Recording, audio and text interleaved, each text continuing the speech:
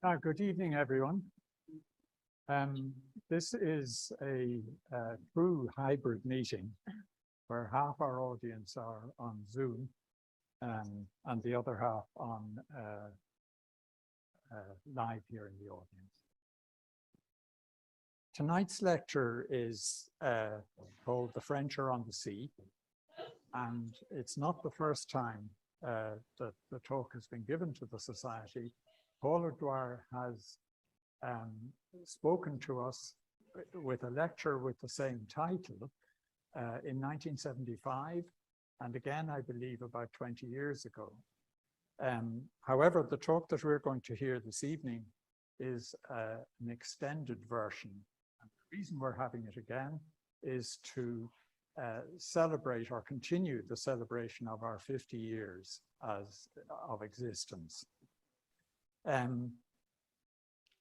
Paul O'Dwyer is a retired principal officer from the Department of Finance. He's also a local historian and a photographer, and runs a very informative website called Photopol or photopol.com.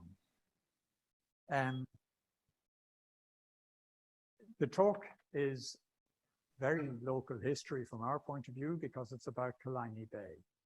And without explaining any further, I'll hand you over to Paul. So would you welcome Paul?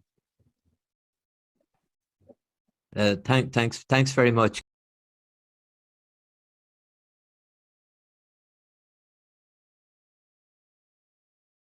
Let me go on to the second slide anyway. And give me a shout if I'm muted, will you please? There we are. Some of you may have known Niall from the area, and Niall actually restored the Martello Tower on Killiney Hill Road in an absolutely mammoth project, which we'll be looking at later. Sadly, Niall died in May this year, swimming in Killiney Bay, which was one of his favourite activities. And if it's not too presumptuous, and if I stay unmuted, I'd like to dedicate the talk to his memory. He really has done something absolutely splendid in the area. Now, I've chosen the title "The French Are on the Sea" because this is really the nub of the matter. And there are many highways, byways, and rabbit holes, I think, along the way. I'm doing this in two parts. The first part is the defense of the bay during the Napoleonic period. We'd call it around the 1798 and into the early 1800s. And the second part of it then is dealing specifically with the restoration of the Martello Tower into modern times.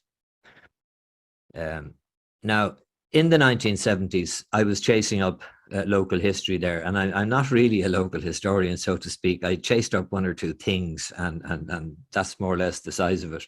But I found a reference in the Hayes catalogue in the National Library, and that's a catalogue of manuscript sources of Irish history and Irish interest, and it covers both Dublin, it covers London, it covers Paris. And I came across a document which was called Reconnaissance Militaire de la Baie de Killiney, written by a Major La Chaussée in 1797. And the document itself was in the British Museum, and they sent me a copy. Now, the document itself was in French. And in reading it, I was convinced I had come across the report of a French spy who was seeking out the gaps and weaknesses in the bay's defense in order to facilitate an invasion by the French fleet. And what a spy he was. He knew everything, the lie of the land. He even knew the occupants of the houses. I thought this was a really thorough job. So I was convinced at that stage that I was going to become famous on the spot. The Major's orders then were reproduced in an appendix at the end of the document. And unfortunately, they turned out to be in English. So the report had been prepared, therefore, as part of the defense of the bay rather than for its attack. Now, in 1793, the British authorities feared a seaborne attack, and they identified Dublin as one of the likely locations. And in Dublin, Killiney Bay was where they thought they'd come in. And since 1795, the single defence of the bay had been the military camp at Loughlinstown, which had up to about 4,000 troops in it at any one time. And that camp was also intended to protect the city itself if the United Irishmen got stroppy. Now, the camp closed in 1799, and that is another very interesting story, which I'm not going into. But in 1797, when La Chaussée did his survey, the camp was there, and it was an integral part of the plan that he drew up for the defence of the bay. At that time, it was Lord Carhampton, was in charge of the British forces, and he was worried about a seaborne invasion, of course, and it was he who ordered La Chaussée's survey of the bay. Now, you might think, living in quiet Killiney today, that was a bit alarmist, but his fear was not exaggerated, because the previous year, a fleet of 45 ships with 15,000 troops had left Brest in France for Bantry Bay, and as we know, they didn't actually come ashore, so that didn't have any results. But the following year, in 1798, General Humbert landed in Killala with 1,000 troops, and he got as far as establishing the Republic of Connaught. They chased the British out of the area in an operation known as the Castlebar Races, with the Irish and the French chasing the British off. But unfortunately, the British regrouped, got reinforcements, and came back, and they won at Ballinamuck, and they sent the French back to France, and they slaughtered all the Irish. So that's a bit of background. Now, before we look at La Chaussée's report, the question is, who is this man? Who is this major? Who is this Frenchman? And what's a Frenchman doing here defending the place against a possible French attack? Well, now, we know he did a report in Bantry Bay as well, and we know from that report that he was Major Lecomte de la Chaussée, which means he was a French count. So we're starting to get into nobility here. And if we look more into his record, he was Charles de la Chaussée. He was born in 1753, and aged 16, he entered the Grande Écurie of the king as a page to the king. And to get in there, you had to prove that your family had been part of the nobility for the previous 200 years. So we're talking about sort of crème de la crème here. When he came out of the Écurie, he went into the standard French army. In 1787, 2 years before the Revolution, he married Françoise Ruffin de Bourgogne, and she was a direct descendant on one of the earlier French kings, Jean le Bon, who ruled in the 14th century. So we're into the crème de la crème, I think, at this stage. Now, in 1793, post-revolution, the place just kept getting hotter and hotter, and he left France. In 1797, we know he was in Ireland, because we know he was in Killiney, and we know he was down in Bantry. He drew up his report, which we'll come back to. When he was finished that, he went back to London. Now, in 1804, he was an intermediary between the British government and the royalist French emigres who were attempting to restore the monarchy in France. And in the course of this work, La Chaussée corresponded with a chap called Philippe d'Auvergne in Jersey. Philippe was running a show in Jersey. He was tasked by the British government with defending the Channel Islands against the French. And as you know, the Channel Islands are just off the French coast at Saint-Malo. They're closer to France than to England. Second thing he was charged with was maintaining a spy network within France.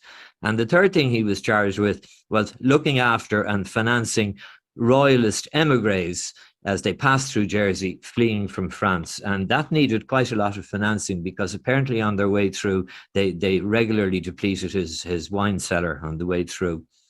He also corresponded with a chap called Georges Cadoudal, who was the head of the counter-revolutionary rebels in northwest France. And in 1804, the year we're talking about, La Chaussée passed on British government funding to another intermediary to finance an attempt on Napoleon's life by two guys called Picot and Le Bourgeois. Now, this failed. and the two potential assassins were captured and executed. And Georges Cadoudal also wound up being rounded up and executed, despite Napoleon's admiration of him. After 1804, Chaussée resumed his military career in France with the restoration of the monarchy. He was honoured by the king in 1815, and in 1816, he retired out of the army. So my point in just going into his background here is that in surveying Killiney and Bantry, in financing attempts to assassinate Napoleon, and subsequently being honoured by the restored monarchy, he turns out to have been an important guy. And I would say in French and in English and in Irish, including in Killiney history. So it's just nice to have this sort of a connection. So back to his report. Sorry, that's Philippe. I was going to say that's Philippe's office, but that's Montorgueil Castle in Jersey, in which Philippe had a room. So there we are, and that's George, sorry. Now, back to the report.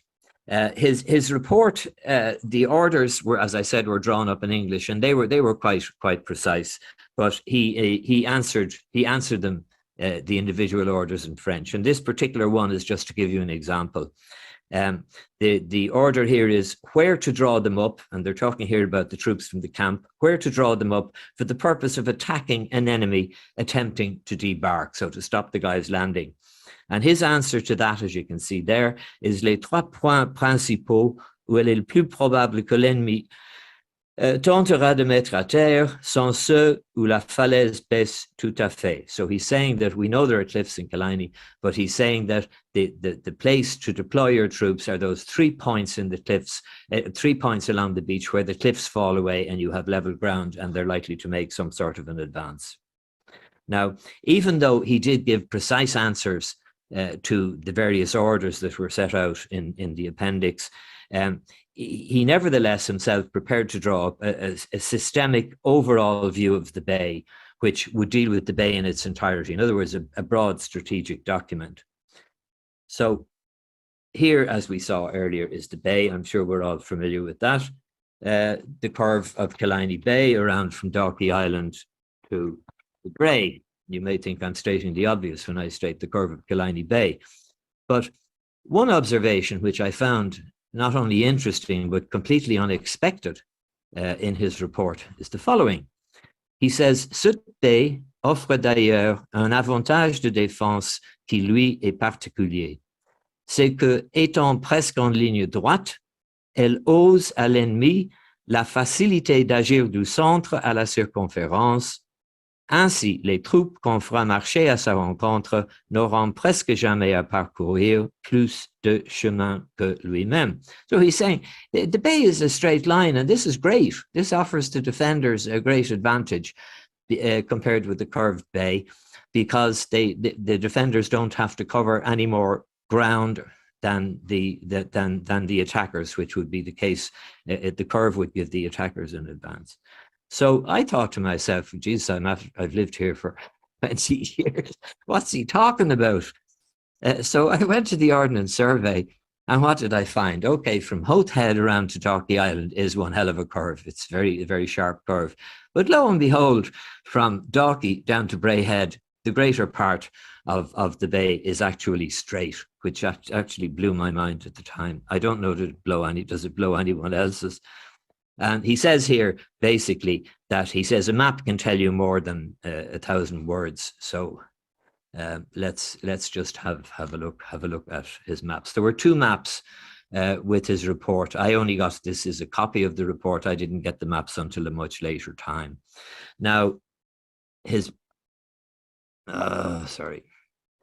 first map, you can see there, Killiney Hill, the Shangana River, and the Dargle coming out here. He's okay along the coastline, but when he gets inland, it's a bit wonky compared with the Ordnance Survey, but nevertheless, it serves its purpose. And this here is what you can see as the camp the camp in Loughlinstown. And just to give you a closer idea, because that's quite small, that's just a corner of the map. You can see has the obelisk. We'll come to this red line later, but what I would draw attention to in particular are the absence of houses, at least houses that are worth recording. So this is a very open area at that stage, and in fact it was still a hunting area. But the second map is the one really that interests us most, because this is dealing very specifically with the coastline. Now, he has taken a two-level approach to his recommendations here, and he has identified three primary emplacements where you put in the big guns to fire on the ships very specifically. The first one is down here at the south bank of the Dargle River. The second one is at Mahara Point, which is halfway along the cliffs, about the middle of the bay. And the third one is up here, which is at the estuary of, if you call it that, the exit of the Shangana River, which is basically down at the bottom of Strand Road as things stand. So these were his three main positions, and he shows here the range of fire of these positions, and you can see that they basically give you a sort of a protective wall out to sea for about 1.5 miles to maybe up to 2 miles on a good day, and that there's a certain amount of overlap in fire here, and there's, a certain amount of overlap in fire here. And the three positions that he identified, two of them are up here and one of them is down here, so the fire is concentrated where the place is most vulnerable. So in order to look at this in a slightly more maybe systematic way, I'm going to go on and have a look at La Chaussée's strategy and how it would have panned out. And I'm going to lead on then from there to the building of the Martello Towers, which are obviously related and which, as we'll see, draw heavily on La Chaussée's report. Now, that's Killiney Bay. I did have an interactive map with Google, but Google changed the rules and I haven't caught up with them yet. So now these are the essential elements as far as the coast is concerned in La Chaussée's report. He's identified the 3 points, two of them up here and one of them down in Bray at the Dargle.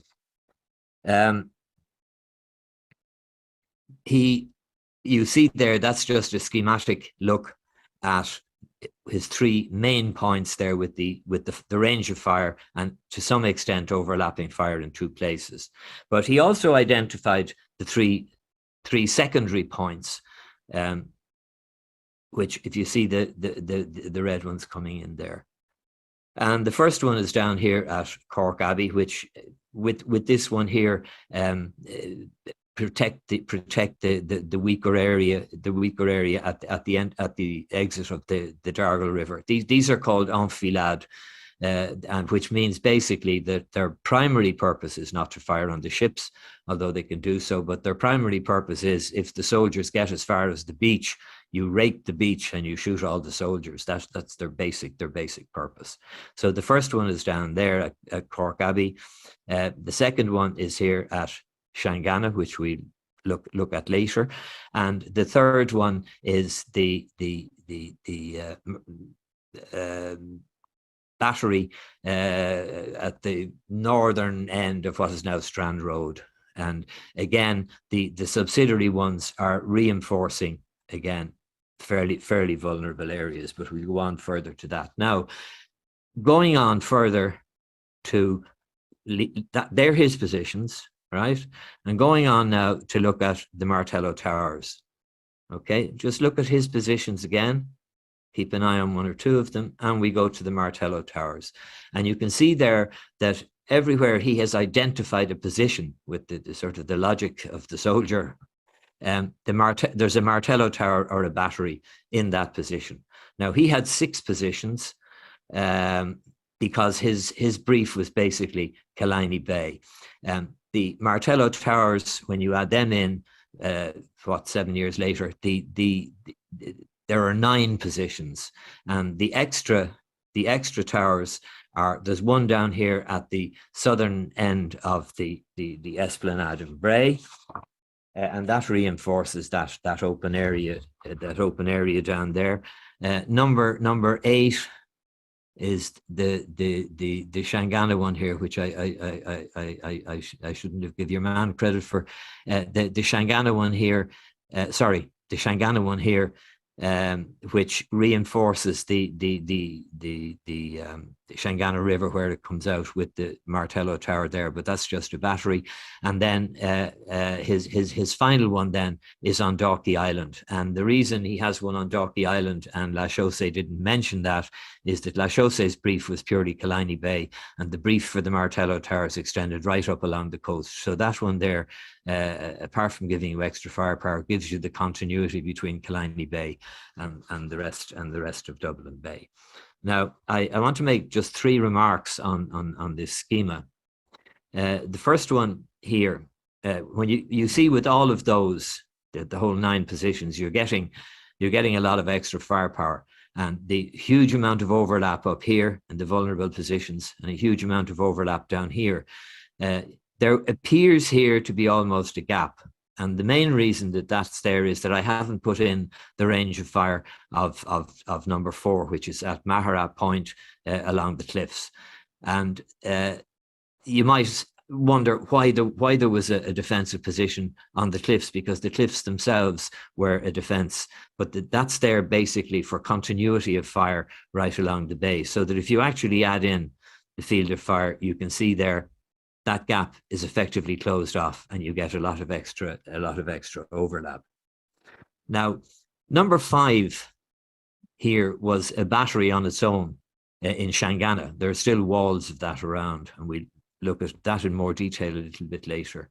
But that one was built essentially too close to the cliffs, and they were built 1804-5, and by 1812 this thing was useless. It had to be dismantled and taken out of service, because there was cliff erosion all the time, and that is a major feature of Killiney Bay that has had a whole lot of effects on things in the area, and we'll come to some more of them later. But my point here in making the range of fire of this one in red is that, okay, it was taken out of commission, but you can see there, if the red one is taken out, you're not losing an awful lot. You're losing a bit of overlapping fire here, but you're certainly not in any way interfering with the outer, what I'd call the outer defense perimeter here out to sea. And my final point on this particular thing is number 7, which we'll be coming back to. That's Neil's tower that was restored. And all of the other towers are at sea level. So as far as these circles are concerned, you're really only looking at the portion of them that's out to sea. They're designed to fire out to sea only. This is a unique tower because it's both a bit inland and it's also higher. And so this tower actually has the whole 360 degrees at its disposal. And you'll see that at least in part, covers some of the area here where these guys, there's no camp here now. The camp is gone. So you're relying on this to cover here. And given that it's on a height, the range is probably a little bit more. So you might get a cover of the full thing. So continuing on with just number 7, Benjamin Fisher, Colonel Benjamin Fisher was in charge of all these constructions. And when a report was done on Martello Towers, either in the course of construction or later as a review report for the authorities, they didn't do reports on individual towers. I mean, they reported on individual towers, but the report would always be of the whole network. And this is extracted from one such report. And Fisher is outlining here what the purpose of Tower No. 7 is, unlike the others. And he says this work will stand on a very commanding eminence, will protect the batteries below to the right and the left, and it will see the roads from Bray, Loughlinstown and Dublin, which we've seen there. Just to mention as well that there weren't as many trees around at the time. La Chaussée had recommended cutting down loads of trees because they gave the enemy cover. And from Tower No. 7, you could see all of the other emplacements. So it was a surveillance tower and a signal tower, and also a unique tower in the range of fire that it had. Now,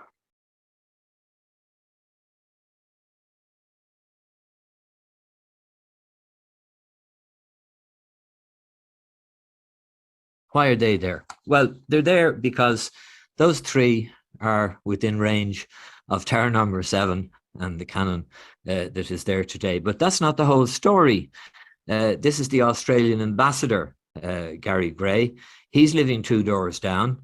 The residence of the ambassador of Greece is in Merino Avenue, and the Turkish ambassador's residence is just across the road, Killiney Hill Road, at the Tower. Now, the Canadian ambassador's residence figured in an earlier talk because that was just up at the top of Strathmore Road. But the Canadians seem to have come to their senses and they've moved off into Ranelagh, so they're no longer around. So, sorry. So what I'd like to do now is take. Sorry, I'm just manipulating my screen here. What I'd like to do now is just take a very quick tour of the towers. Basically, if they're there today, we'd show them, or otherwise we'd just make a comment on them, and I'll make this as quick as I can. This is the Tower No.1 in Bray on the Esplanade, and fortunately, it has been captured in a Lawrence photograph. You can see it there, and a close-up of it there. Number 2 is the tower at the south bank of the Dargle River. That's still there. The battery is gone, and you can see it has a sunroof on it, constructed by some military gentleman who lived there.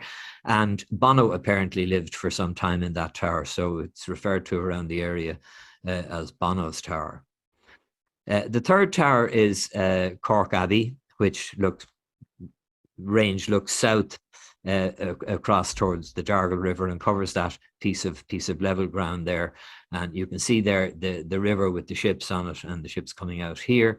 That's the tower. That's the break there. The open area that it's covering. But the actual picture itself is, if you look at it carefully, is from post 1854, because the Chug Chug wasn't there until 1854. But it gives you an idea of the lay of the land and where the tower is. Now, number 4 was the biggest emplacement. It was a tower, and it also had 2 batteries, one on the left and one on the right, and that's in the middle of the cliff. So it was a heavy firepower called in there. And this is a Lawrence photograph again. That one, the tower is gone, the batteries are gone. Cliff erosion for the batteries, and the tower is gone since, largely for the same reason. You can see the tower here, and it's still there in the Lawrence photograph. And you can see how the extent to which the cliffs around it have eroded. It was always on a stick out point, but it's much more acute there. And before we leave the photograph, I just draw attention to this bit here. We're going on to number 5, the battery in Shangana, and that's what that will be. But just to draw your attention in the photograph to 2 things. One, this wall here, and secondly, the gap in the wall. So we'll go on to number 5, which is the Shangana battery. And this is just a Google Earth map. Again, you can see the bit of the wall here that we saw in the photograph. I would draw your attention then also to the gap, but just for reference to this here, this was a building that was there. The walls of that are still down there, just about. And I'm going to overlay on this a ground plan, or a plan from one of the reports on the network from 1831. Okay, so you can see there, if you look at the wall, you can see the continuation of the wall. You can see the building that's still there, but you can see that, and these plans are internally to scale. You can see that even in 1831, that it extended out. The cliffs were out here, so there was a degree of cliff erosion there. And in the previous 20 years, the cliffs probably would have been out a bit further. So this is the thing that became absolutely useless very quickly.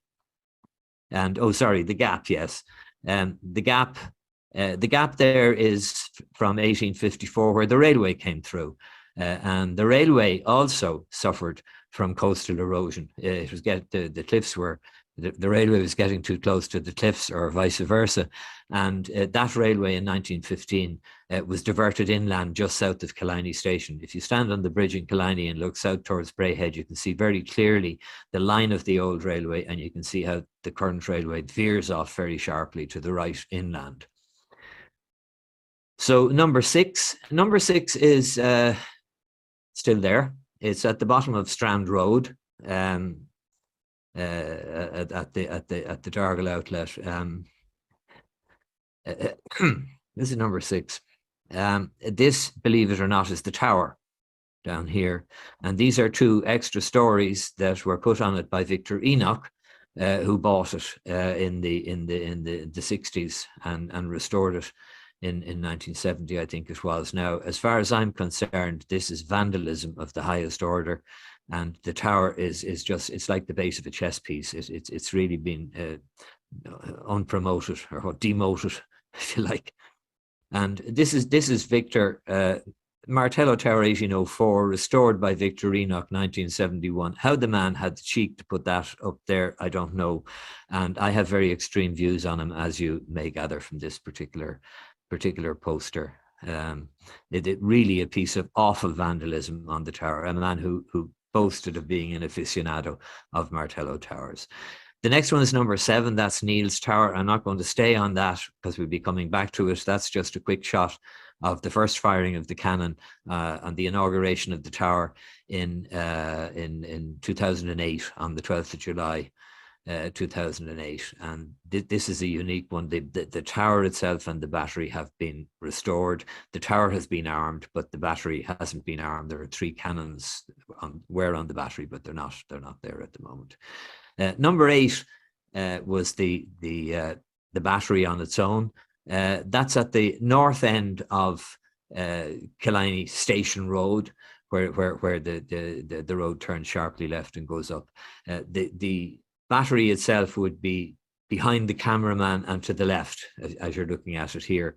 And that battery vanished when the railway came, because the railway went right through it. And this is the original Killiney station at the Killiney end.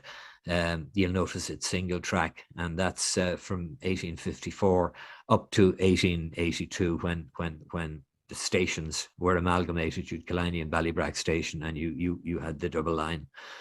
So that's, and I can't pass by this one without showing a picture of Ned O'Connor, who was the station master in my day. You'll notice that it doesn't say station master on his cap; it says foreman.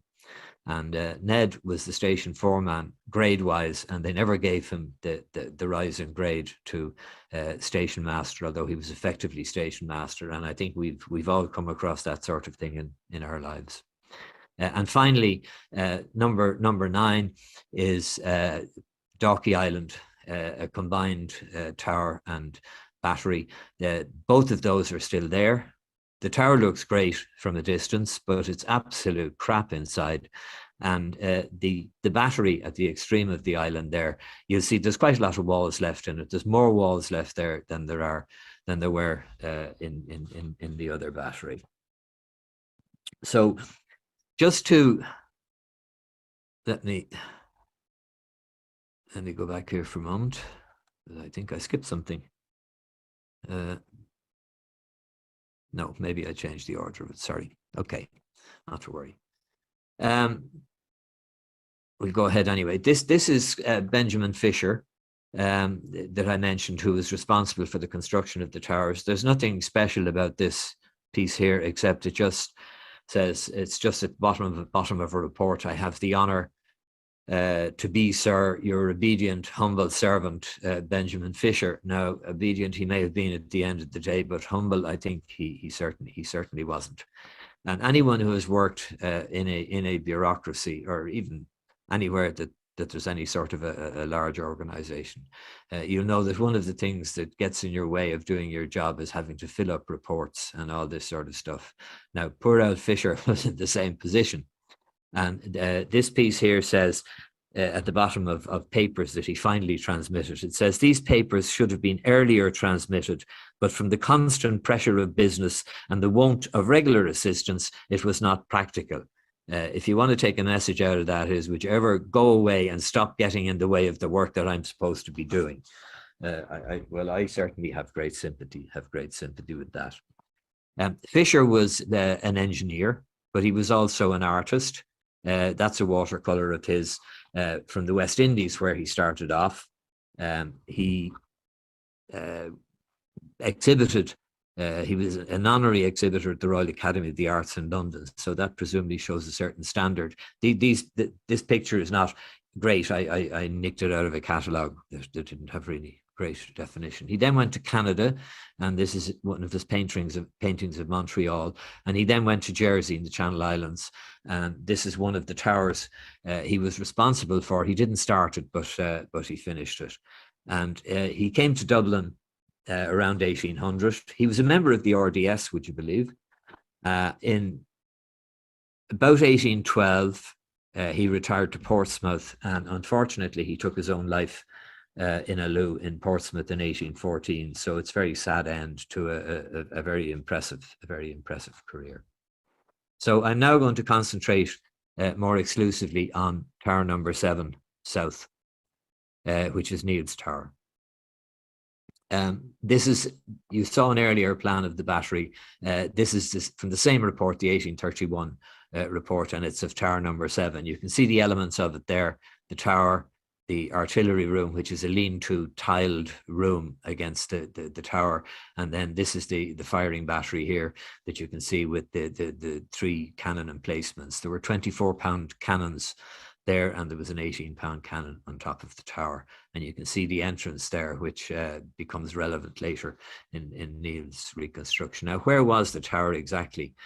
You can see the area here.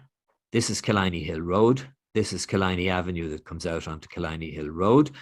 And you can see, and this is from 1900, but you can see from this map the area there, and you can see something else as well. You can see that the tower was surrounded by substantial residences in 1900. Now, it was that way from the mid-19th century with those houses, which is a relevant point that we'll come back to.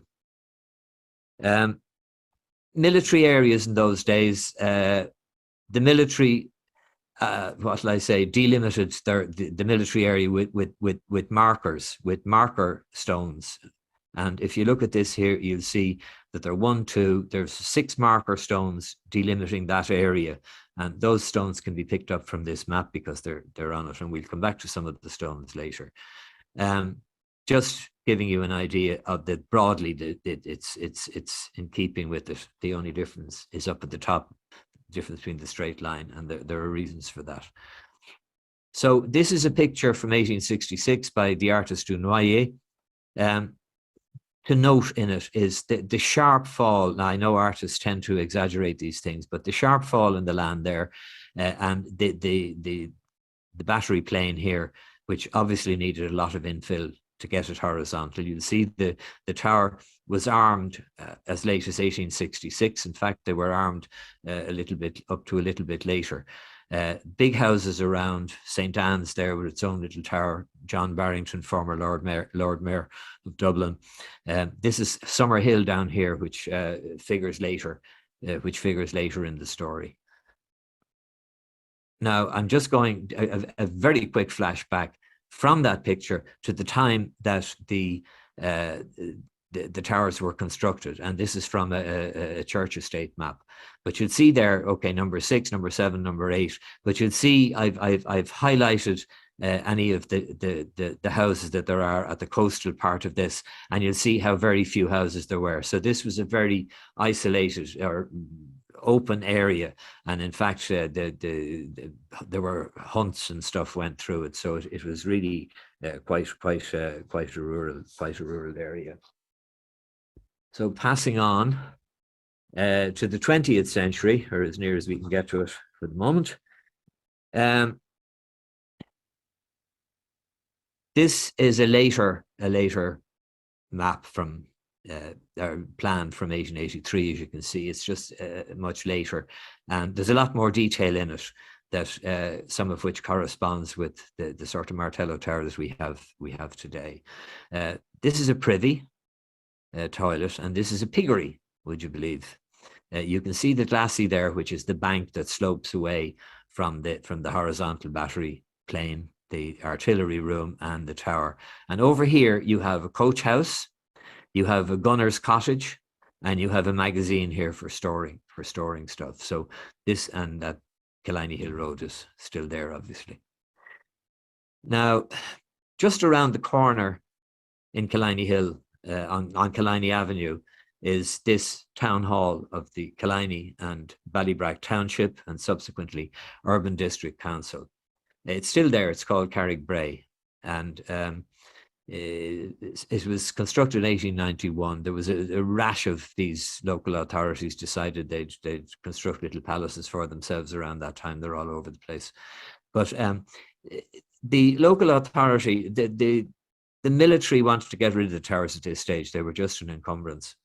And the local authority here rented the tower in 1897, and they bought it outright in 1909, and they used it basically for part of it for an office, and part of it for storage, and part of it for dumping stuff. This is the cartoon from Thomas Fitzpatrick's Leprechaun, 1909. The whole configuration had changed by that stage. Napoleon and Nelson were on the same side with John Bull at that stage, and they were starting to get worried about the Germans. And if you look down here at the bottom, you'll see that there is a Martello tower for sale, and that's it in some more detail. Now, as I said, the time had come for the army to definitively get rid of these emplacements.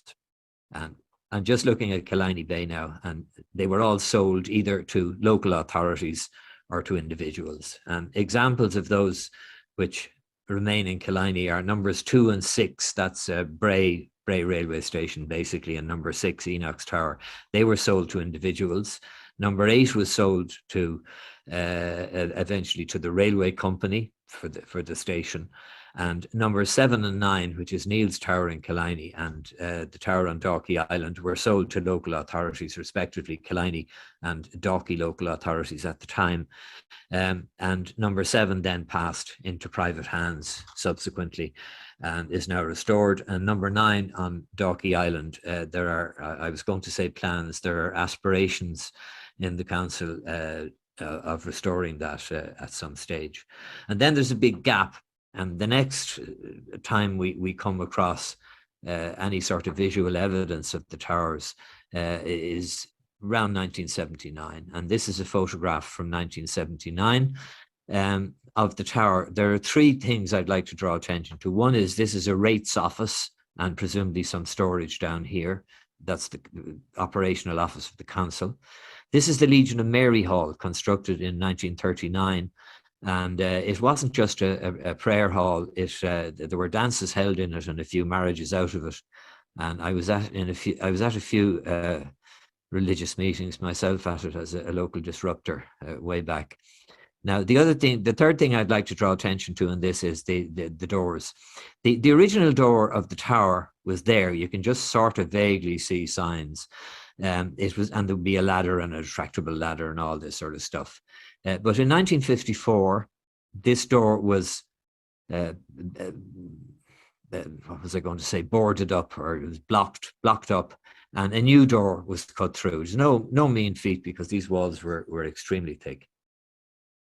And the reason that this was done at that stage is that the firm of Reid and Mallock, who did sewerage schemes for the council, decided to store £1,000 of gelignite and detonators in the tower, and this is their letter applying for the license.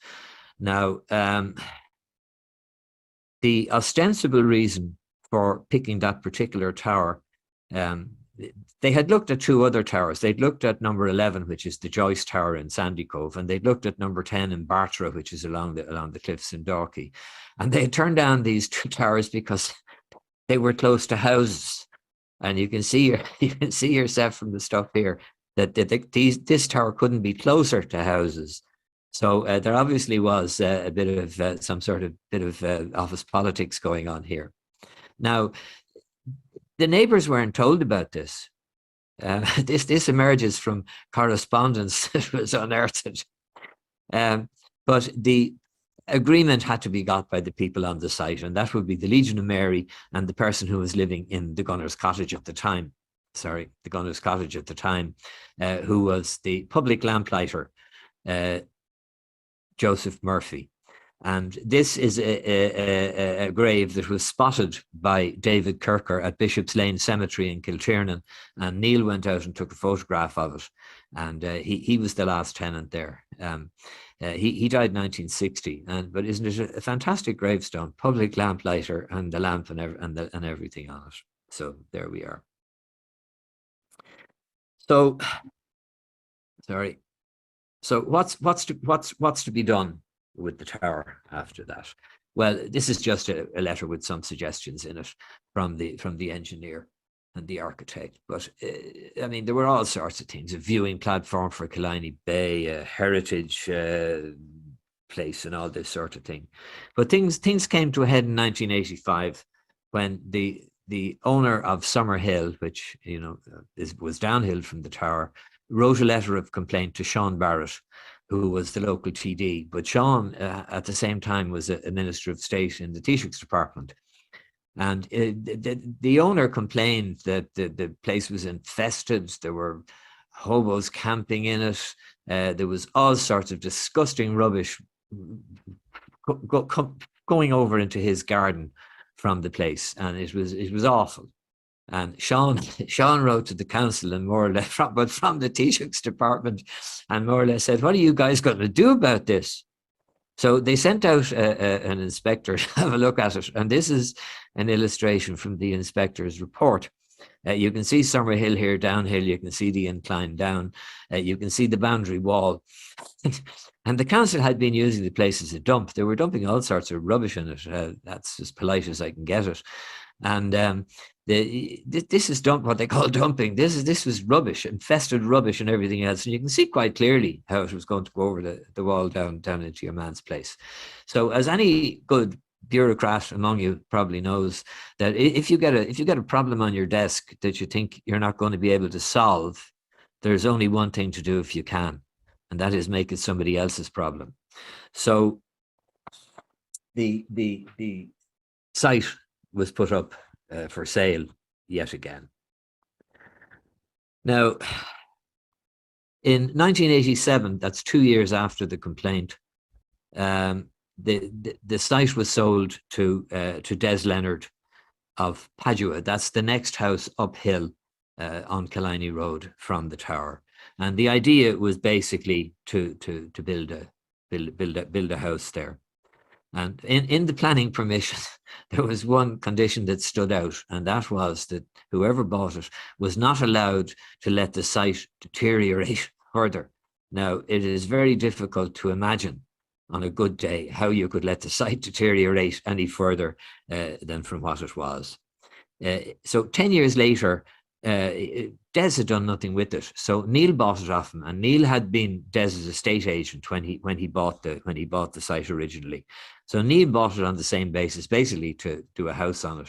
And I think what happened then is that he got slowly suckered into the significance of the Martello Tower and got tied up with that.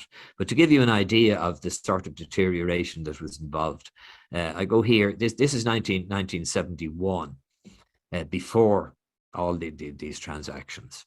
And it's an aerial view of the site, Killiney Hill Road. And you can see, insofar as you can see that the Legion of Mary Hall was there and it had a roof on it. The shed was there, but it's in the shadows. The artillery room was there, it had a roof on it. The coach house had a roof. The Gunner's Cottage had a roof. And even the magazine there had a great big concrete roof on it. That was in 1971. But if you go forward to the time that Des and Neil were dealing with the site, you can see the Legion of Mary Hall is gone. It burnt down in 1981. There's no roof on the artillery room. The coach house has no roof. The cottage is gone. There's only a footprint, and the magazine roof is gone. And the place is an absolute wreck. The battery wall there, particularly on this side, was very bad, and then all the dumping stuff would have been down here. So Niall effectively inherited an absolutely appalling site. So he got in Paul Kerrigan, who was I think he was an architect, but he was the foremost expert on the Martello towers around the place, and he asked him to do a report on the state of the place, and then to make recommendations to him of what he would need to do to bring it into some sort of shape. And that was a major report. Now, I've only taken one little thing out of Kerrigan's recommendations, and that's the tower, but he's looking at the artillery room here. And these are musket loops. These are little loops out of which the guys inside would fire at guys who might have got on enemy who might have got onto the cannon plane there. So there's a number of those, but in since the military times, the 1, 2, 3, 4 of those there had been turned into windows. So this is just Kerrigan illustrating how those windows would need to be turned back into musket loops, and that was just one minor thing, if you like, place. So the tower, as it looked, you can see it's a wreck, generally speaking. We might come back later in the Q&A if anyone raises it to that little triangle there, just to draw your attention to it. Again, this was the reconstruction of the battery wall, which had been in an awful state. This is the coach house, which is just no roof, just completely destroyed. This is basically the getting rid of the rubbish, the rubbish that would have been roughly in this area here. This is the boundary wall of the site. That's one of the boundary markers. And don't be fooled by the fact of having the machine there, because it was a quasi heritage site. Not that the council treated it as such, but in any event, when somebody else was doing work there, they decided it was a heritage site of some sort. So anything that left there had to be looked at by hand. So it was a very big job. The roof, you can see there, obviously needed to be repaired. The whole place needed to be repointed, and you can see there the entrance, which had it back shifted up the road, is being brought back down again.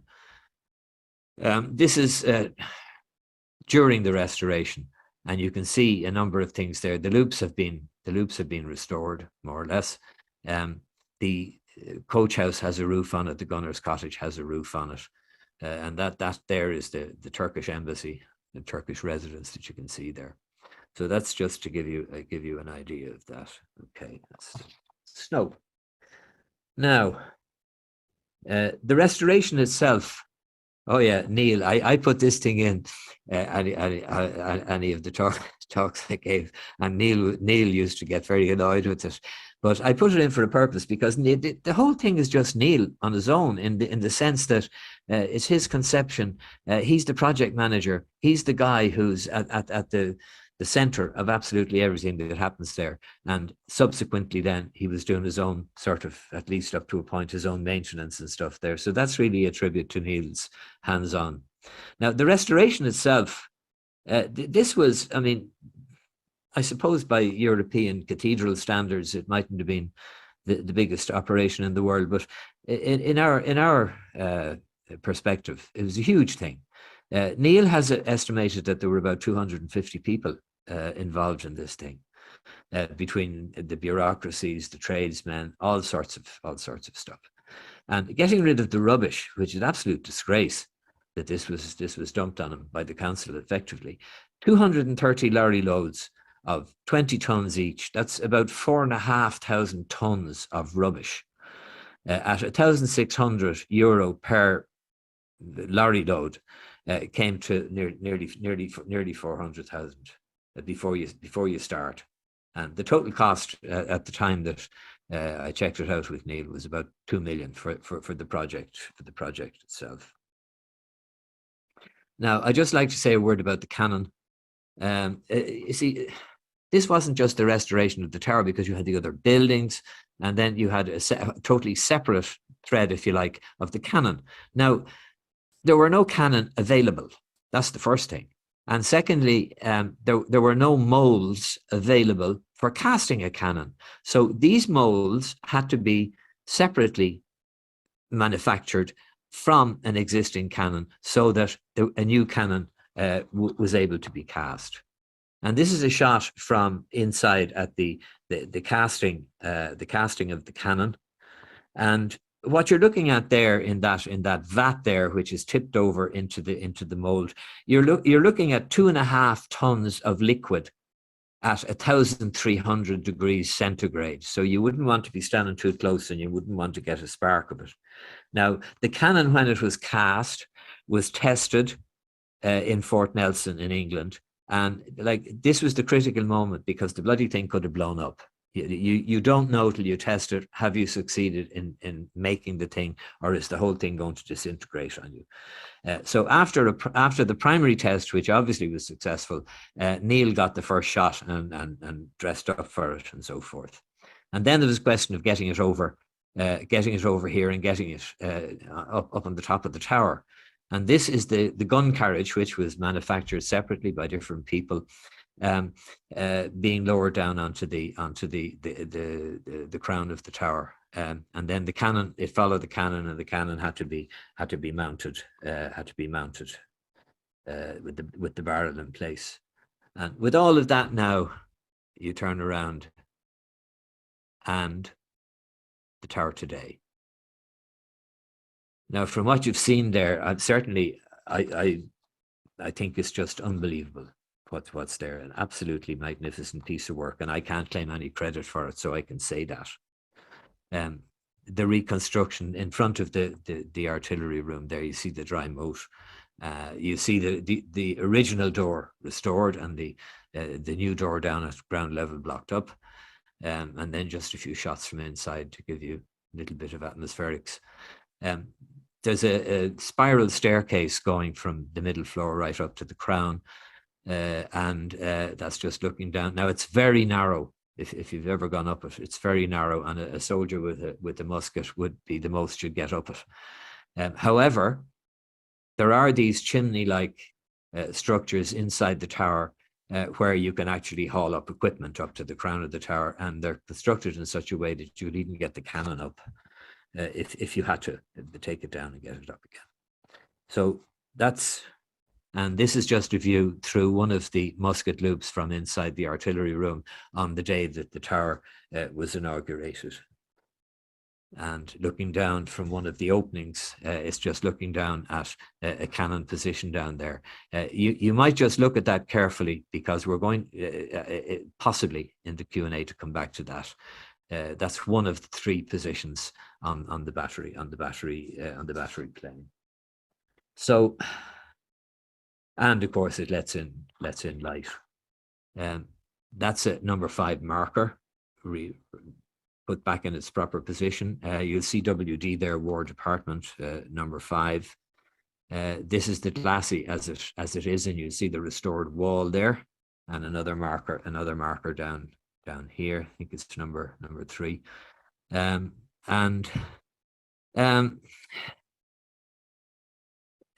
the end of the day, this is what you have waiting for the French. Now, as we know, Napoleon never turned up for his appointment, but that didn't mean that nobody did. And one of Napoleon's adversaries, Horatio Nelson, you see him here dressed in full uniform. This is from a portrait on the wall of, I think it's number 10 over in Downing Street. But the head there is actually, I've superimposed the actual head of Nelson from Nelson's pillar. You'll remember that in 1966, in March 1966, that was blown up. And the head was being stored in a corpo depot, and some students from the National College of Art and Design, who had a certain funding problem, took a loan of it, and it actually went as far as England and back. But on a particular day, it went down to Killiney Beach, and the head is in the sack. I came across these guys down there, purely by accident, didn't know what they were doing until not much, a little later in the evening press on the 2nd of April, 1966, this ad for Bulgers appeared. And unfortunately, I don't have a quality copy of it, but you can see the head, you can see the guys there with the oars and balaclavas, and there's the prow of one of Homan's long rowing boats drawn up on the beach, and the two ladies are clearly, I didn't see any ladies down there, so the two ladies were clearly patched in the studio later, so you have there what is actually a fashion shoot. One other rabbit hole.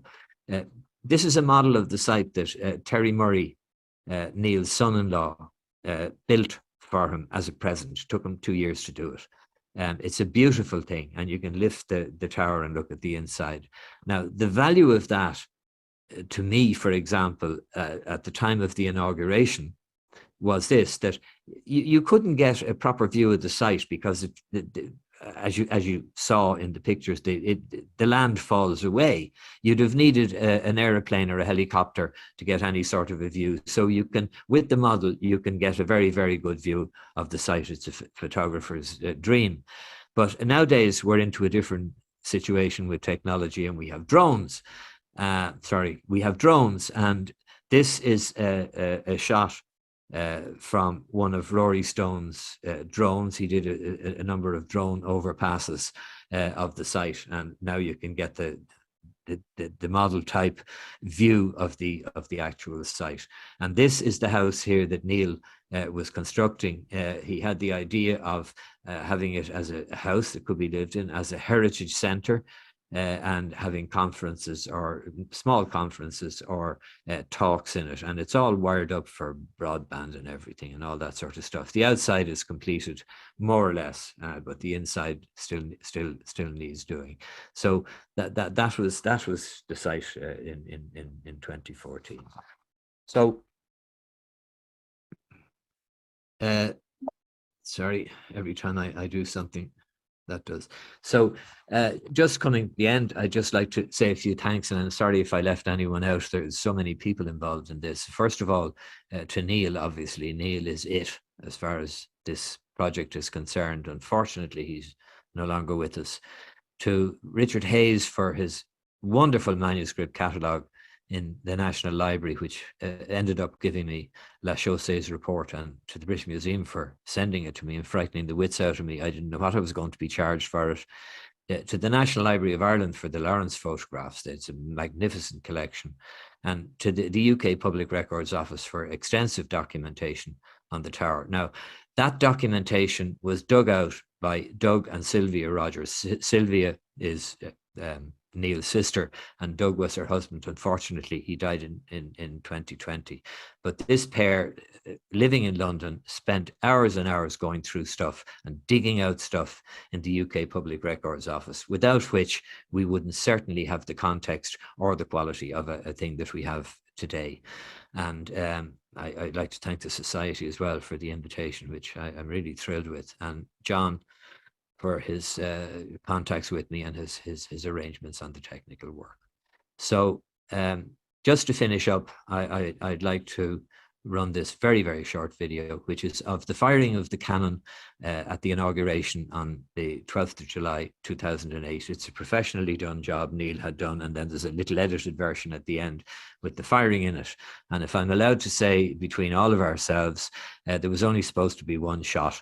That's all permission was given for, but as you'll see, things turned out somewhat differently.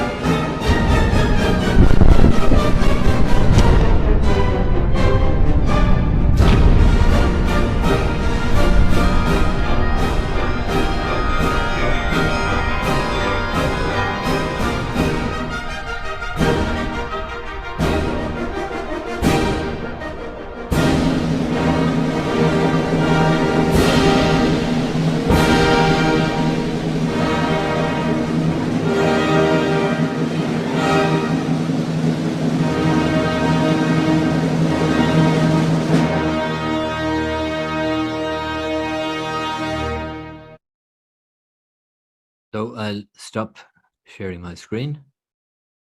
And that's it, I'm afraid. I hope the people in the hall heard something anyway. So there we are. So that fella Tom Ferris there has his hands up. He must be a veteran Zoomer to be able to do these things. Tom, if you want to unmute yourself. Thank you very much, Paulo.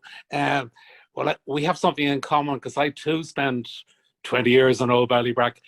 I'd love to make 3 points. First of all, excellent paper, wonderful tour de force, and great to give it as a tribute to Niall. My second point is I can confirm that Nelson's Head was on Colony Beach because I was with you that day. The third one is just a little niggly point with me, and not your presentation, but that the Killiney and Ballybrack Town Hall, as it is still there, wonderful looking building, refuses to have a little plaque up on it saying that it is such a building. So there you are. Thank you again, Paulo. Thanks, Tom. It's always good to have a friend to start with. Oh dear. Yeah, the town hall was built 1791. As you say, I'm not aware of a plaque there. Did they actually refuse to have a plaque? Did you say, or did there ought to be one? You're muted. You're still muted. There ought to be one, and I have raised it. I haven't just sat on my hands on this one. I've raised it with a local councillor, a local Labour councillor on Dunleary Town County Council. I wonder who that is. Not the Killiney of Ballybrack Town Hall, but no. And it's just, you have a lovely photograph of it, and it really, if anybody who's doing a historical walk around there, having come down from Niall's Tower down towards Old Ballybrack and New Ballybrack, you'd see this wonderful building, but you wouldn't be aware that it was the Killiney and Ballybrack Town Hall. True. And all you see is there is a little circular roundel thing up in the arch. It just says 1891. Yeah, but it doesn't tell you what it was. And it's a most imposing building. It has a huge yard adjacent to it as well. So and the two people who are living there, Yvonne, I forget her husband's name. I think they have a restaurant in Dalkey or something. They're interested in the Martello Tower stuff because I've met them at some of Niall's Bloomsday at the Martello Tower, which is something just to mention that Niall did a series from about 2014 up to the plague, up to the COVID time. He did more or less an annual Bloomsday celebration there with readings and stuff, which we had to sort of justify because it's not Joyce's tower, but we made the point that we were giving Joyce an upgrade for the day, you know. But it was a great use of the tower and all, you know. So there you are. Sylvia, you're muted. Can you hear me now? I can, Sylvia, yes. Yeah, Paul, I'd just like to thank you for a wonderful, wonderful talk and presentation. And it really, I found it very moving actually, because, you know, I remember the site when Niall was there with Doug and myself, and we were up to our knees and our neck in weeds in the battery, and Niall was saying, and I'm going to do this and I'm going to do that, and Doug was looking at him thinking, this place is just a wreck, how could you even consider all these plans? But it was wonderful what he did. And Doug and I were both at the calcining of the cannon down in Ashford in Kent, and I've never been in a foundry before, you know, and obviously they were really on a high because they had never cast a cannon before, and it was hugely exciting, and the smell and the sparks flying everywhere, and we had to wear these special glasses, and oh, I mean, your clothes and everything, just the smell after it was just unbelievable. But then we went to Fort Nelson for the proof firing, and we all had to hide in a bunker because we didn't know if it was going to blow up or not. And that was really funny. And, you know, I could see the look on the guy from the foundry. You know, literally praying that this would stay in one piece, which of course it did. And then it was hugely exciting because Martin Bibbings had, he brought a load of uniforms for Neil and Doug to dress up in, and they had great fun doing that. You know, it was marvelous. The whole thing was fantastic from start to finish. Yeah, And we had great, it was a wonderful project, and it's a real tribute to Neil, you know, to have started that and finished it to such perfection, you know, and for everybody to enjoy in the area, and all the firings he had, and you know, then all the car alarms going off for the first firing, because we never thought of that. yes, absolutely. Every house and car alarm went off the first day, all around the area. I know, for several miles, I think, and I remember, you know, when they were collecting the gunpowder, and it was the first time Doug agreed that he wouldn't smoke a cigarette. All the gunpowder in the boot of the car, whizzing up the road. Anyway, it was tremendous fun, and that was a fabulous talk. And thank you very much. Yeah, really great. Thanks, Sylvia. But there's a huge. Can you hear me? Who that? That's John Roden. Oh, John. Hi. We've a question from you from the hall here. Rob Goodbody. Hi, Paul. Can you hear me? Hi, Rob. Hi, how's things? You're recovered. You're recovered. Yeah, I did. Yeah, thanks. Just a bit of information first, and then my question. I don't know if you know, but down at Bray Harbour, where there was the gun battery, there's a house built on the site recently, and in the archaeological excavations, they found a gun battery. The boundaries are still, the foundations are still there, including the moat on the outside of one of the gun emplacements. So wow. That was just a nice little addition bit. My question is the very sad one, because of course we were all very shocked at Neil's sudden death. But do you know what's going to happen to the tower now? I don't know. And clearly Neil got very involved with it. I don't think, saving your Reverend Sylvia for the moment, I don't think the family in a position to get into the same degree involvement as Neil has, and I don't know what's going to happen to it. But my own idea would, for the ideal solution there, would be that it would be bought or whatever by what I still call Dunleary Borough, but the Dunleary Rathdown Council, and then it could maintain the sort of status and standing and facility that it has at the moment, because they were I think during Heritage Week, Neil was around most of the time, but he couldn't be there all the time, and they supplied some people to man it at times during Heritage Week. And that would be the obvious, the best outcome from it. And also, there were aspirations, I'll have to call them at this stage, for a Martello trail around Killiney Bay. And the point was made, this was a sort of board falcher type of approach to the thing. And the point was made that we have a dark line going right around from Howth to Bray. And that this, to have so much stuff like this network of towers and batteries, of what's left of them anyway, this is, you wouldn't get that in a lot of other places. So it would be a unique or a quasi-unique tourist selling point for them as well. It's all contained within Dublin Bay, and I think they make that point about a lot of other things. You come to Dublin, you can actually see and do a lot. So I would like to see Dunleary Council, and with as straight of faces I can muster, anybody who might be here who might have any influence in Dunleary Council, maybe the seed could be planted. But that's all I can say. Any other questions here? Obviously yes, there's a microphone just behind you there. We have another question, Paul, for you. Please wait. Yeah, it's Robert Nicholson here. I was wondering how they actually got the cannons on top of the towers in the first place. I know Neil had probably more advanced technology, but the original towers must have relied very much on manpower. Sorry, I didn't catch the very end of that. saying the original towers must have relied very much on manpower to get the cannons on top of the towers. How who got it? How Neil got them up, or how the military in its day got them up? How did the military get them up? I think they got them up on the hoists.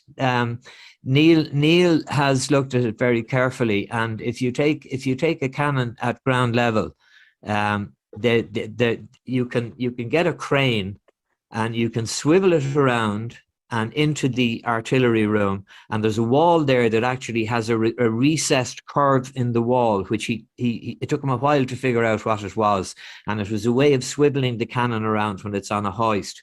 Now, when you go in, there are these, as I said, these chimney-like tunnels inside that you could bring it up vertically up one tunnel, and then when you hit the floor there's a big hoist that's anchored in the ceiling, and you would bring the cannon right across from one side to the other, and then up a similar hoist up the other side. So you could get it up, and well, they obviously did. And Neil, of course, took the shortcut, the hydraulic way of doing it. But he was at great pains to point out the actual route that the cannon could take from the ground, and he made, I think, a fairly convincing case. So the other towers didn't have artillery rooms. Sorry? The other towers didn't have artillery rooms. No, they didn't. No. You'd have to get it up and in the door, I suppose. But certainly, the spiral staircase would be too narrow for getting any sort of equipment up, and those internal chimney-like tunnels would allow you to bring stuff up. But as you say, it's no mean feat to get a cannon up there, and different towers had different entrances. The one on Dalkey Island at one stage, the entrance was actually a ladder up to the tower itself.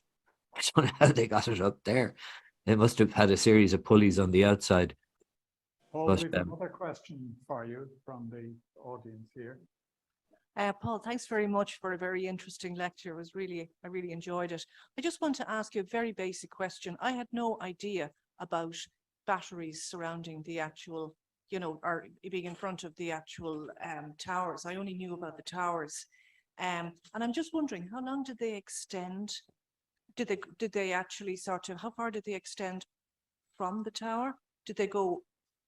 Where did they go, is what I'm saying? Well, you saw the one at Neil's tower that went out like a little field out from the tower with room for the three cannons on it. You saw the walls of the one on Dalkey Island, which will give you an idea of the size of some of them. They extended quite a bit. I mean, I couldn't put a figure on it, but they were major things. I'll tell you where you will see if you want to have a look at one. If you go to the Joyce Tower there's an absolutely huge area with the battery there, a very big battery. It has a big sweep of range of view of fire as well, and you saw there the battery on Shangana, the relative size of that, and there were two of them were just batteries, that one and the one at the old Killiney station there. They were batteries on their own, but in general the towers had you have the tower and the battery. I mean, if you're down at Enoch's tower there, the tower is still there, but the battery's just gone. I mean, they were substantial structures, and the one on Mahara Point had two batteries, one on the left and one on the right.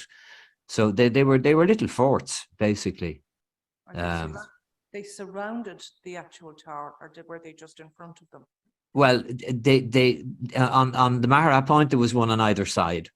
In down at number 6 there was one on the seaward side of the tower. And you've seen the Dalkey Island one, you've seen Neil's one. I didn't look closely at some of the others, but they were basically at the towers and in support of the fire from the towers. As far as I can go. We have another question for you, Paul. Actually, it's two questions. I'm just wondering what size of garrison would have been in each tower, and also, I think again, thank you for a magnificent talk.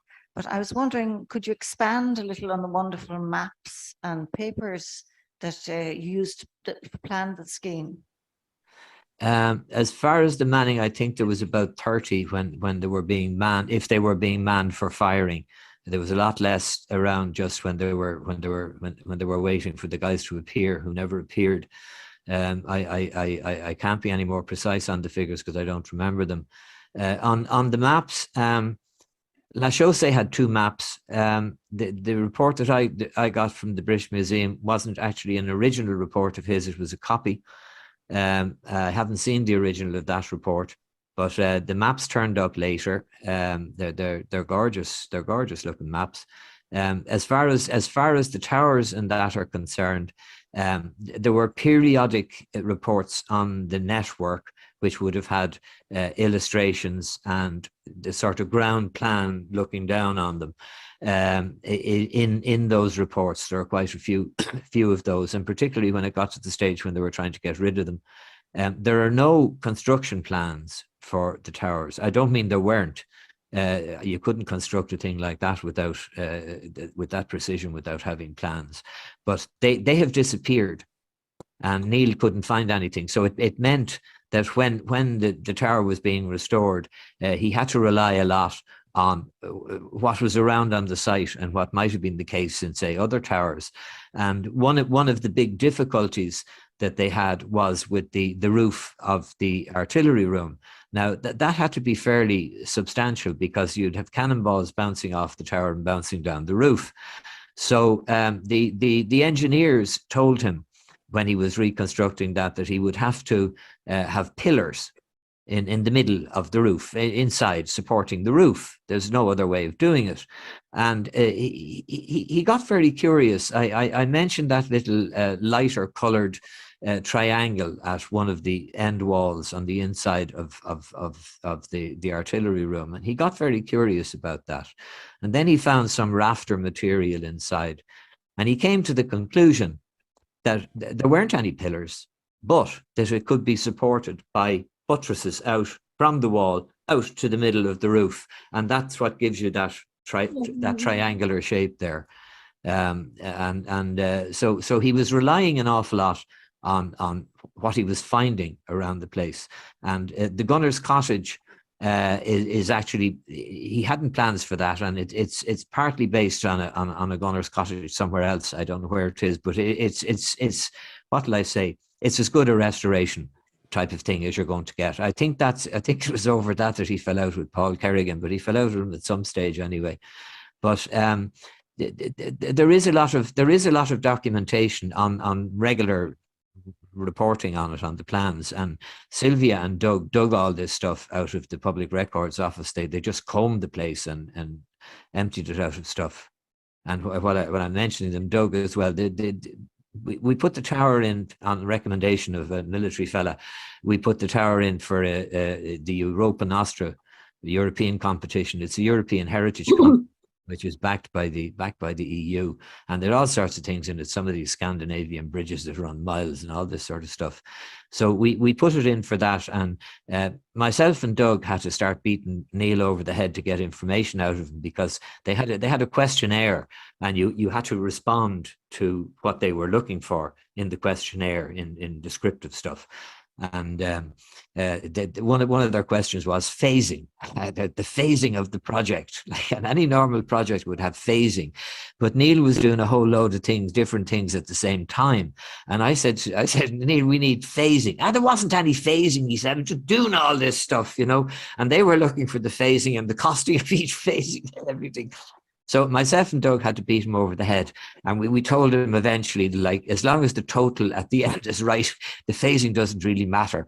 So I won't say we made up phasing, but we approximated phasing and costings that we finally got out of Niall. But we were thrilled that the jury, it got a special mention from the jury, not a main prize.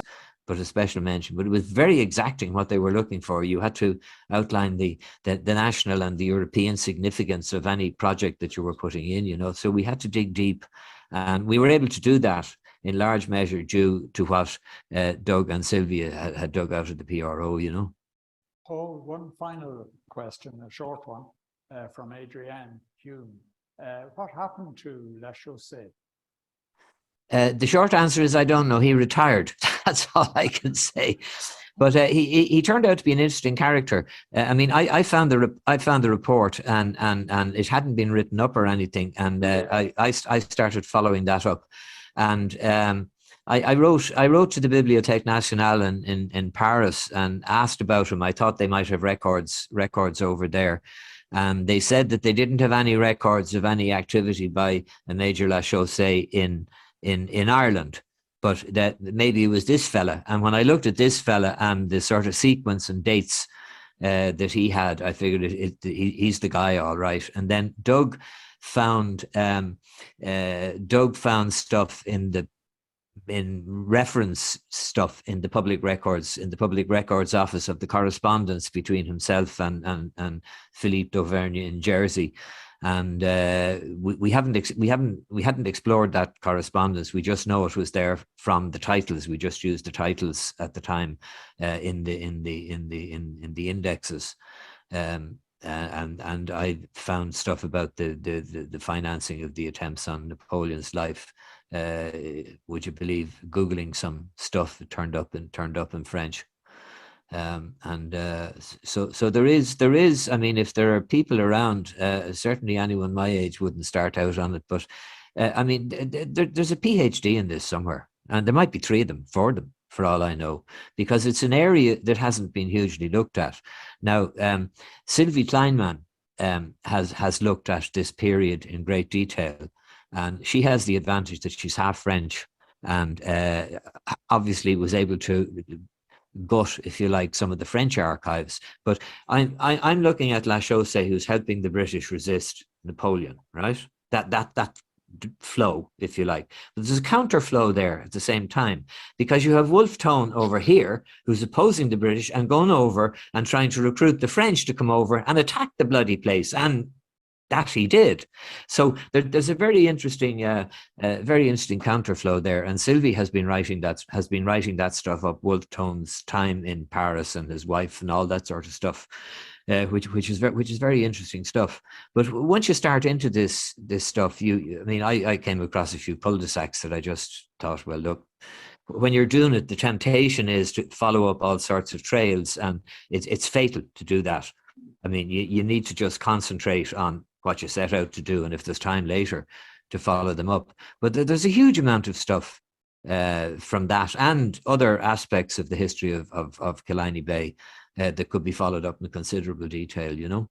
I remember one day, I remember one day, Donegal Dooling, whom I sort of knew, Donegal said to me one time, he said, my wife is teaching out in Ballybrack, would you give the lads a talk? She's in primary school there. I said, oh yeah, sure. So that's all I heard about it. And I was in the office one day and I got a call from Donegal. This is about 9 and 10 o'clock in the morning. Got a call from Donegal, and Donegal said, oh, do you remember that thing I asked you about? Well, I mentioned it to the wife, and I forgot to come back to you and tell you, but it's today. So I thought, what am I going to do? So I fortunately, it was the day I didn't have meetings or anything, that I could actually just up and out of the office. And I came home and I thought, what in Jesu's name am I going to do with this? And I thought, these lads, like, they won't be interested in the sort of stuff I've been doing here. Like, it's too advanced stuff. So I thought what I'd do is I'd go along and give them a talk of what would have happened if the French had landed. And I gave them the most bloody talk I could imagine, drawing stuff on the board. And I went down an absolute bomb. So I was thrilled. But anyway, that's the back of that. At this stage, I think we'll have to call these wonderful proceedings to a halt. I believe that all of this enormous research started as a prize-winning essay, Paul. Well, it sort of did, actually. Yeah, the Oireachtas instituted a competition for local history, So I entered that, and I did a piece on Ballybrack in the 19th century. But this one, largely I think because of the original material that was in it, got a prize in the Oireachtas that year for the local history. But I'm not sure that that's continued. And they did have things like radio programs and stuff like that. And way back, it was very advanced thinking. But these things seem to have petered out in some cases, I think, for want of entries, you know. But I mean, the Oireachtas was sort of a thing that the people in it thought that everybody knew about it, and the people who did, but there were there was marketing potential there for things like the Oireachtas, and to do some more mod. They had a blog competition as well at one stage, and I had been doing English and Irish language stuff in my blog, and I branched off then and just set up an Irish language one for the 3 months that were involved, and blogged a whole lot of stuff in Irish that I would normally have blogged in English, and it took me 10 times as much work to do it. But that petered out. That blog competition isn't there any longer, and these are the sort of modern things that people could relate to if they were dramatized and marketed. You know, it's a pity, but anyway, that's a total diversion. Okay, at this stage, we're going to call proceedings to a halt and thank all the people who are on Zoom, and thank you particularly, Paul, for an absolutely wonderful and very extensive overview of Pliny Day. It was marvelous. Can we show our appreciation in the usual way? Well, thank you very much. I enjoyed it. It's always great to have something. Thank you. I'm not certain if you can hear that, Paul. Oh, I can hear some of it. I can hear the whole soundtrack disintegrating at this stage. Okay, at this stage, I'm going to stop the recording and unfortunately stop the Zoom session as well. So good night, everyone on Zoom, and good night to you. Good night, all, and thanks for coming.